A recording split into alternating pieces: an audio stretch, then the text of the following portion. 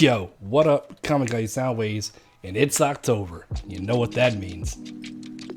You probably don't, because I just made it up. But it's going to be Scary Movie Month here on my channel. Come October, I love to just watch scary movies. I love scary movies right around this time because Halloween's close. I just start banging them out. I start watching ones that I've seen before, ones that I haven't seen, but I thought I'd talk about some scary movies that I've been watching recently and some favorites so I can share them with you, because if you're like me around this time of the year and you like to watch scary movies, maybe I can give you some good recommendations to watch and maybe some to stay away from. So with that out of the way, let's jump right into it with the first movie I want to talk about this month, and that is As Above, So Below. Okay, so the setup of this movie is pretty cool, and I actually really enjoyed it for the most part. So there's this chick, her name is Scarlett, okay? So to describe her character, she's fucking Lara Croft. It's Tomb Raider. That's who she is. She's an archaeologist. She knows a whole bunch of languages. She knows karate or some shit. She's fucking Lara Croft, okay? So her dad was an archaeologist, and he spent his whole life looking for the Philosopher's Stone. So he ended up killing himself because everybody thought he was crazy. So for her to prove that her dad wasn't crazy, to make it up her dad, she's made her life's work to find this stone and prove that he wasn't a cuckoo. So she ends up going into Iran, sneaking into Iran, and she goes into these tunnels.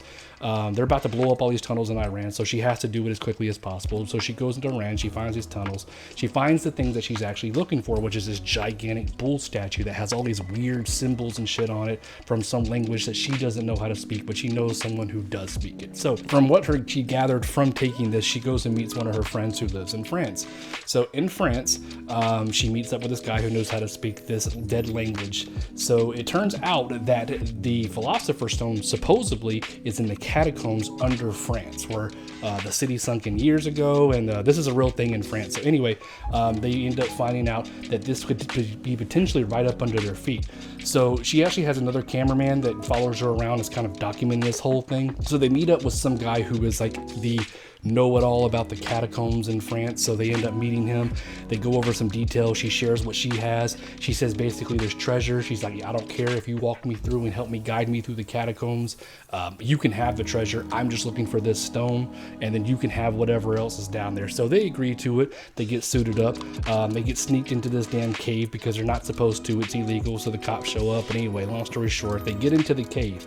So they're going through the cave, and they come to an entrance where they're told not to go into. This entrance you never go into. The entrance is not what you're supposed to do because bad things happen in that entrance. So anyway, they find another way through. The cave basically collapses right behind them. So basically they have no choice but to push forward. So as they're pushing forward through this cave, all kinds of weird shit just starts happening. A telephone shows up and starts ringing. There's a piano, and it just gets really creepy imagery, and you can tell something's really fucking with them. So anyway, they push forward and they find all these kind of, Da Vinci Code type bullshit where they're defiguring this and that, and they end up finding kind of what they're looking for. But also upon stumbling upon that, they also have to keep pushing for the cave because everything they're doing, they're just being trapped and having to push forward. And they end up stumbling upon, dun dun dun, the gates of hell. They have no choice but to push forward. So once that happens, all kinds of craziness ensues. There's all kinds of just creepy imagery, hooded figures, demons, things that are really toying with their emotions and things from their past and things that they've been hiding from one another, things that they feel guilty for, kind of like an Event Horizon where they feel guilty for someone's death or something like that that's been toying and eating at them, and then it's showing imagery to fuck with their head. So as they go into these gates of hell, they can tell that everything is flipped. For example, like there's this picture of a god and the demon on top, but once they pass those gates, there's the demon on top and the god on the bottom. Basically, once they pass these gates of hell, everything is the same. It's just reversed, which shows that they're just completely like in a just different dimension type thing. And it's all underground, claustrophobic type horror shit with no way out, which I think it was really well done with that. I will say up until this point, it's actually a really, really good creepy movie. A lot of creepy visuals. The acting is pretty good. It is one of those found footage type movies, so you're going to get a lot of talking over one another, arguing with one another, shaky cam. There are cameras that are attached to their head, so you get the first person view. There is actually the guy with the camera chasing them with the camera.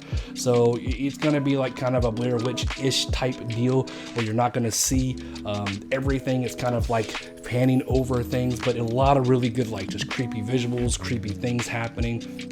psychological horror as long as physical horror as well. Things jumping out and shit like that. Overall, the movie was actually very, very scary. Now, the ending is kind of a fucking bummer. It's kind of stupid, and I don't want to spoil it because I do want you to watch this one. But if you haven't seen it already, this is one I can definitely highly suggest. As Above, So Below. Very creepy shit. So that's As Above, So Below. Highly suggest this one. It is pretty good. It's not groundbreaking or anything like that, but I feel like when the credits rolled, I thought it was a pretty decent little horror flick, and I enjoyed it. Now, this did come out in 2014, so it's a little dated, but for the most part, I think it's a pretty solid one. Avis, thanks for stopping by, checking out the video. I appreciate it. We'll check you out over the next one.